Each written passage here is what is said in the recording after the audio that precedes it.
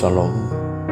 Selamat pagi saudara-saudaraku yang terkasih di dalam Tuhan Yesus Kristus. Selamat bergabung kembali di dalam renungan pagi hari ini. Sebelum kita membaca dan merenungkan firman Tuhan, marilah kita mempersiapkan hati dan pikiran kita dan memohon tuntunan Roh Kudus. Mari kita berdoa. Bapa kami yang di surga, kami ingin memulai hari kami dengan mendengarkan sebagian dari firman-Mu. Kami mohon pimpinan Roh Kudus-Mu untuk membuka hati dan pikiran kami, supaya kami percaya firman-Mu dan mau melakukannya di dalam hari-hari kami, agar kami dapat memuliakan nama-Mu melalui iman dan perbuatan kami. Pimpin hati dan pikiran kami ya Roh Kudus, kami siap mendengarkan firman-Mu. Amin. Saudara-saudara yang dikasihi Tuhan, renungan firman Tuhan bagi kita pagi hari ini terambil dari Kejadian pasal 13 ayat 1 sampai ayatnya yang ke-15. Saya akan membacakannya untuk kita.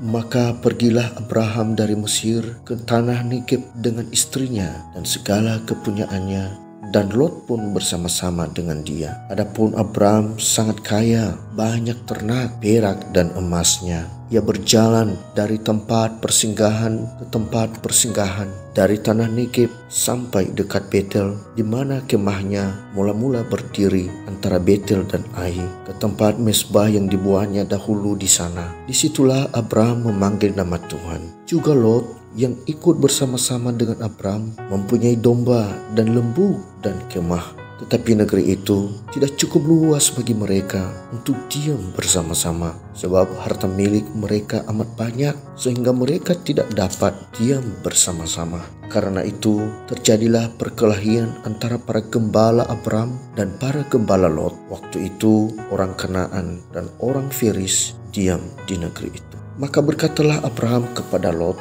"Janganlah kiranya ada perkelahian antara aku dan engkau, dan antara para gembalaku dan para gembalamu. Sebab kita ini kerabat. Bukankah seluruh negeri ini terbuka untuk engkau? Baiklah, pisahkan dirimu daripadaku. Jika engkau ke kiri, maka aku ke kanan. Jika engkau ke kanan, maka aku ke kiri." Lalu Lot melayangkan pandangnya, dan dilihatnya lah bahwa seluruh lembah Yordan banyak airnya, seperti taman Tuhan, seperti tanah Mesir sampai ke Zoar. Hal itu terjadi sebelum Tuhan memusnahkan Sodom dan Gomora. Sebab itu Lot memilih baginya seluruh lembah Yordan itu, lalu ia berangkat ke sebelah timur dan mereka terpisah. Abraham menetap di tanah Kanaan, tetapi Lot menetap di kota-kota lembah Yordan dan berkemah di dekat Sodom. Adapun orang Sodom sangat jahat dan berdosa terhadap Tuhan. Setelah Lot berpisah daripada Abraham, berfirmanlah Tuhan kepada Abraham, "Pandanglah sekelilingmu dan lihatlah dari tempat engkau berdiri itu ke timur dan barat, utara dan selatan. Sebab seluruh negeri yang kau lihat itu akan kuberikan kepadamu dan kepada keturunanmu untuk selama-lamanya." Saudara-saudari yang dikasihi Tuhan, judul renungan kita pagi ini adalah Mengalah Karena Menang. Saudara-saudari yang dikasihi oleh Tuhan, sering kita dengar perkataan yang terucap di mulut dari sebagian orang jika diperhadapkan pada masa-masa sulit, ketika bertentangan dengan keinginan dan kepentingannya yang diakibatkan oleh orang lain, yaitu kesabaran itu ada batasnya. Dari masalah itulah manusia mulai saling menjatuhkan karena keegoisan diri masing-masing, sehingga yang terjadi adalah siapa yang kuat itulah yang menang.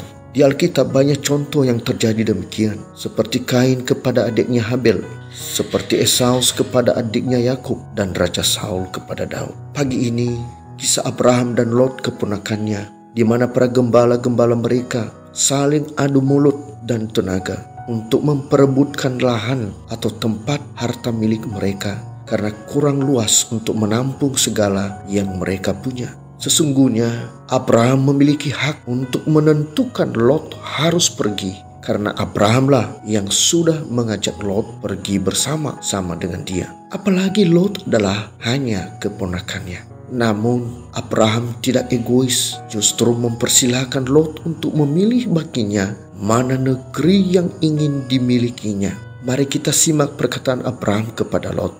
Maka berkatalah Abraham kepada Lot, Janganlah kiranya ada perkelahian antara aku dan engkau, dan antara para gembalaku dan para gembalamu, sebab kita ini kerabat. Bukankah seluruh negeri ini terbuka untuk engkau? Baiklah, pisahkan dirimu daripada aku.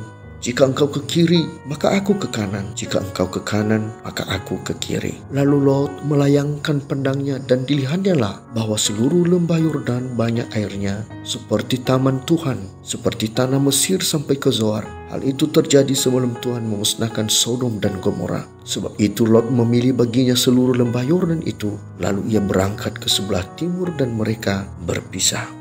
Saudara-saudari yang dikasihi Tuhan, dari sikap mengalah, kesabaran dan penghargaan kepada Lot sebagai kerabatnya, Abraham sudah menunjukkan tingkat kedewasaan di dalam iman dan perbuatannya. Dari kebebasan yang diberikannya kepada Lot untuk menentukan negeri yang ingin ditempatinya. Menurut Lot, inilah negeri yang terbaik baginya, tapi belum tentu terbaik bagi Tuhan. Justru Allah memberkati negeri yang didiami Abraham dan para gembalanya, seperti yang dikatakannya di ayat 14-15 di atas. Firman Tuhan berkata di Amsal pasal 16 ayat 32 berbunyi demikian.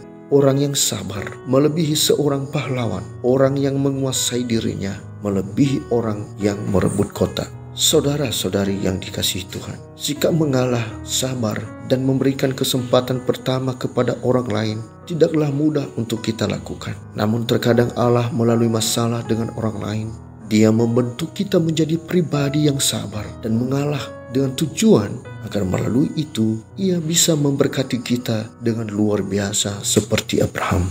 Memberikan kesempatan bagi orang lain tidak melulu untuk merugikan kita, selagi kita bersandar pada kuasa Tuhan dan melibatkannya dalam setiap keputusan yang kita lakukan. Mari kita belajar firman Tuhan pagi ini untuk mengalah dari setiap permasalahan yang kita hadapi yang dilakukan oleh orang lain. Dengan sikap mengalah, kita sedang mempersilahkan Tuhan mengambil alih permasalahan kita dan mau memberkati kita secara luar biasa. Demikianlah renungan ini. Semoga menjadi berkat bagi kita bila kita siap melakukannya dalam kehidupan kita setiap hari. Tuhan memberkati. Mari kita berdoa. Bapa yang baik, terima kasih atas firman pagi ini. Engkau mengingatkan kami kembali agar ketika kami diperhadapkan pada permasalahan terhadap orang lain, menyangkut dengan kebutuhan harga diri kami, yaitu agar kami bisa mengalah dan bersabar dan memberikan kesempatan kepada orang lain. Karena saat kami melakukan hal yang demikian, kami percaya Allah turut bekerja dalam permasalahan yang kami hadapi dan memberkati kami dengan berkat-berkat yang luar biasa. Dan kami percaya hal yang buruk Engkau jadikan baik dan kutuk Engkau jadikan berkat. Kami sadar Bapa, terkadang kami malas untuk melakukannya dan justru mengakibatkan keadaan buruk dalam hidup kami. Ajar kami Tuhan untuk selalu melakukan firman-Mu supaya kami boleh menerima berkat-berkat-Mu. Bahkan kami bisa memberkati sesama kami. Kami juga membawakan ke dalam tangan pengasihan-Mu saudara-saudari kami yang saat ini sedang mengalami pencobaan. Kami mohon Tuhan datang menolong dan memberkati mereka. Kami juga terus memohon pimpinan tangan Tuhan untuk negara kami, supaya negara kami dapat mengatasi hambatan-hambatan dengan baik. Apalagi krisis ekonomi yang diakibatkan dengan hadirnya COVID-19. Biarlah pemerintah diberikan pengetahuan dalam mengatasi krisis ini dan negara kami bisa terus berkembang dan menjadi negara yang memberikan kenyamanan hidup bagi semua rakyatnya. Inilah doa dan permohonan kami pada pagi hari ini, ya Tuhan.